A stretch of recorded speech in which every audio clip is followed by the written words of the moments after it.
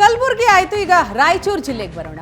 ಜಿಲ್ಲೆಯಲ್ಲಿ ರಸ್ತೆಗಳಲ್ಲಿಯೇ ಗುಂಡಿಗಳು, ಸಂಪೂರ್ಣವಾಗಿ ಗುಂಡಿಮಯ ಆಗಿದೆ ರಾಯಚೂರು ಜಿಲ್ಲೆಯ ರಸ್ತೆಗಳಲ್ಲೇ ಜವರಾಯ ಕಾದು ಕೂತಿದ್ದಾನೆ. ಯಾವ ರಸ್ತೆಗೆ ಇಳಿದರೂ ಕೂಡ ವಾಹನ ಸವಾರರಿಗೆ ಜೀವ ಭಯ ಕಾಡ್ತಾ ಇದೆ.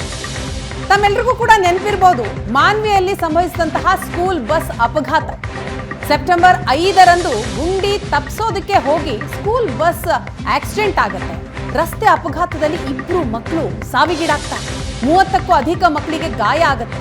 ಮಕ್ಕಳ ಪ್ರಾಣವೇ ಹೋದ್ರೂ ಕೂಡ ಗುಂಡಿ ಮುಚ್ಚೋ ಕೆಲಸ ಮಾತ್ರ ಶುರುವೇ ಆಗಿಲ್ಲ. ಅಷ್ಟೊಂದು ನಿರ್ಲಕ್ಷ್ಯನ ಹಾಗಾದ್ರೆ. ಅಪಘಾತದ ಬಳಿಕ ಗುಂಡಿ ಮುಚ್ಚಿಸೋದಿಕ್ಕೆ ಸರ್ಕಾರದಿಂದ ಅನುದಾನ ಬಿಡುಗಡೆಯಾಗಿದೆ. ರಾಜ್ಯ ಹೆದ್ದಾರಿಯಲ್ಲಿನ ಗುಂಡಿ ಮುಚ್ಚಿಸಬೇಕು ಅಂತ 9.5 ಕೋಟಿ ಹಣ ರಿಲೀಸ್ ಆಗಿದೆ. ರಾಜ್ಯ ಹೆದ್ದಾರಿ ನಿರ್ವಹಣೆಗಾಗಿ 7.17 ಕೋಟಿ ರೂಪಾಯಿ ಹಣ ಬಿಡುಗಡೆ ಆದರೂ ಕೂಡ ಟೆಂಡರ್ ಪಡೆಯೋದಿಕ್ಕೆ ಗುತ್ತಿಗೆದಾರರು ಹಿಂದೇಟ್ ಹಾಕ್ತಾ ಇದ್ದಾರೆ. ಜಿಲ್ಲೆಯಲ್ಲಿನ ರಸ್ತೆ ಗುಂಡಿಗಳನ್ನ ನೋಡಿ ಗುತ್ತಿಗೆದಾರರೇ ಬೆಚ್ಚಿ ಬಿದ್ದಿದ್ದಾರಂತೆ. PWD ಅಧಿಕಾರಿಗಳು ಟೆಂಡರ್ ಕರೆದರೂ ಕೂಡ ಗುತ್ತಿಗೆದಾರರು ಮೀನಾಮೇಷ ಎಣಿಸ್ತಾ ಇದ್ದಾರೆ. ಆ ಟೆಂಡರ್ ಅನ್ನ ತೆಗೆದುಕೊಳ್ಳೋದಿಕ್ಕೆ ಅವರೇ ಬೆಚ್ಚಿ ಬಿದ್ದಿದ್ದಾರೆ. ಹೆದ್ದಾರಿ ಮಧ್ಯದಲ್ಲಿ ಈ ಡಿವೈಡರ್ ಅಂತ ಮಾಡಿದ್ದಾರೆ. ಆದರೆ ಇಂಥ ಅಪಘಾತಕ ಬೇರೆ ಬೇರೆ ವಾಹನಗಳನ್ನು ಮತ್ತು ಆಂಬ್ಯುಲೆನ್ಸ್ಗಳು ಭಾಳಷ್ಟು ಜನ ಅಪಘಾತಗೀಡಾಗಿವೆ. ರೋಡ್ ಡ್ಯಾಮೇಜ್ ಆಗಿದೆ. ಇವತ್ತು ಮಳೆಗಾಲ, ಇವತ್ತು ರೋಡ್ನಲ್ಲಿ ಎಷ್ಟೋ ಜನ ಅಪಘಾತಕ್ಕೆ ಬಿದ್ದು ಒಳಗಾಗಿ ಏನೋ ಅವರು ಸಮಸ್ಯೆಗಳು ಎದುರಿಸೋಕ್ಕೆ ಅಂಥ ಪರಿಸ್ಥಿತಿ ದುರಂತಕ್ಕೆ ಈಡಾಗ್ತಾ ಇದ್ದೀವಿ. ಆದರೆ ಇಲ್ಲಿ ಏನಾಗಿದೆ ಅಂದರೆ, ನಮ್ಮಲ್ಲಿ ದೊಡ್ಡ ದುರಂತ ಏನಂತಂದರೆ, ನಮ್ಮ ಜನ ನಾವು ಮೌನವಾಗಿ ಏನು ಒಯ್ದೀವಲ್ಲ, ಆ ಮೌನವನ್ನೇ ಅವರು ಸದುಪಯೋಗ ಪಡ್ಕೊಂತ ಇಲ್ಲಿಂಥ ರಾಜಕಾರಣಿಗಳು ಏನು ಇಲ್ಲಿ ಗೆದ್ದಂಥ ನಮ್ಮ ಅಂಪಾಯ ನಾಯಕ MLA ಅವರು ಇವತ್ತಿಗೂ ಇದು ಒಂದೆರಡು ಗುಂಡಿಯಲ್ಲ, ಹೆಜ್ಜೆಗೂ ರಾಯಚೂರು ಜಿಲ್ಲೆಯ ರಸ್ತೆಗಳಲ್ಲಿ ಯಮರೂಪಿ ಗುಂಡಿಗಳಿವೆ.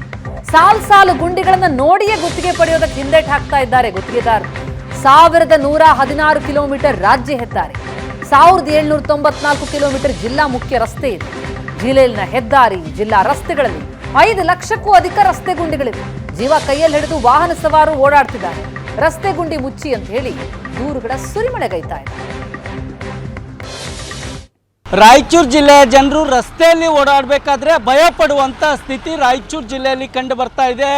ಅದರಲ್ಲೂ ಕೂಡ ರಾಜ್ಯ ಹೆದ್ದಾರಿ ಮತ್ತು ಜಿಲ್ಲಾ ಹೆದ್ದಾರಿಗಳಲ್ಲಿ ಬರೀ ಗುಂಡಿಗಳದೇ ದರ್ಬಾರಾಗಿದೆ ಅಂತ ಹೇಳ್ಬೋದು. ನಾವಿವತ್ತು ರಾಯಚೂರು ಹೊರವಲಯದ 7 ಮೈಲ್ ಬಳಿ ಇರ್ತಕ್ಕಂಥ ರಾಜ್ಯ ಹೆದ್ದಾರಿ 20ರಲ್ಲಿದ್ದೇವೆ. ರಾಯಚೂರು ಜಿಲ್ಲೆಗೆ ಬರಬೇಕಂತಂದರೆ ಈ ಒಂದು ರಾಜ್ಯ ಹೆದ್ದಾರಿಯನ್ನು ದಾಟ್ಕೊಂಡೇ ರಾಯಚೂರು ಜಿಲ್ಲೆಗೆ ಹೋಗಬೇಕು. ಇಂಥ ರಾಯಚೂರು ಜಿಲ್ಲೆಯ ರಾಜ್ಯ ಹೆದ್ದಾರಿಯಲ್ಲಿ ಕೂಡ ಬರೀ ಗುಂಡಿಗಳೇ ಕಾಣಿಸ್ಕೊಳ್ತಾ ಇದ್ದಾವೆ. ತಾವು ಕೂಡ ದೃಶ್ಯಾವಳಿಗಳಲ್ಲಿ ನೋಡ್ಬೋದು. ಇಂಥ ರಸ್ತೆಯಲ್ಲಿ ಏನಾದರೂ ಬೈಕ್ ಸವಾರರು 1-2 ಕಿಲೋಮೀಟರ್ಗಳ ಕಾಲ ಓಡಾಡಿದ್ರು, 1-2 ಕಿಲೋಮೀಟರ್ ಸಂಚಾರ ಮಾಡಿದ್ರೆ ಸಾಕು, ಅವರಿಗೆ ರಾತ್ರಿ ವೇಳೆಯಲ್ಲಿ ಬೆನ್ನು ನೋವು ಇನ್ನಿತರ ಕಾಯಿಲೆಗಳಿಗೆ ಗುರಿ ಆಗ್ತಾ ಇರೋದು ಸರ್ವಸಾಮಾನ್ಯವಾಗಿದೆ.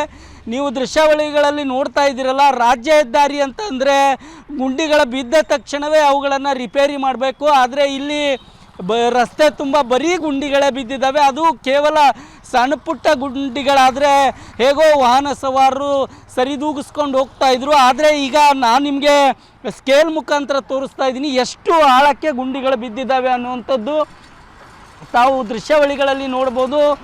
ಸರಿಸುಮಾರು 1 ಫೀಟಷ್ಟು ಆಳಕ್ಕೆ ಗುಂಡಿ ಬಿದ್ದಿರುವಂಥದ್ದು ಇಲ್ಲಿ ಕಾಣ್ಬೋದಾಗಿದೆ. ನೋಡಿ, ನಾನು ಸ್ಕೇಲನ್ನು ಇಲ್ಲಿ ಇಟ್ಟಿದ್ದೇನೆ.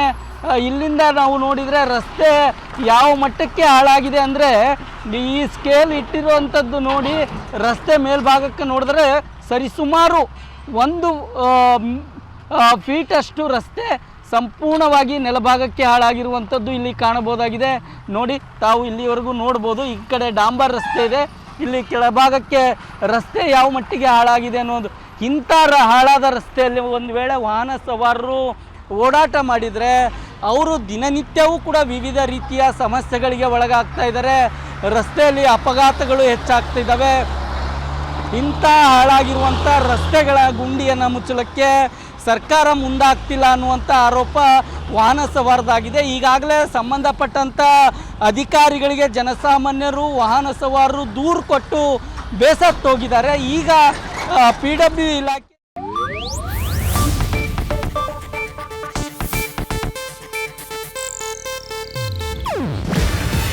ಇದು ಏಷ್ಯಾನೆಟ್ ನ್ಯೂಸ್ ನೆಟ್ವರ್ಕ್ ಪ್ರಸ್ತುತಿ.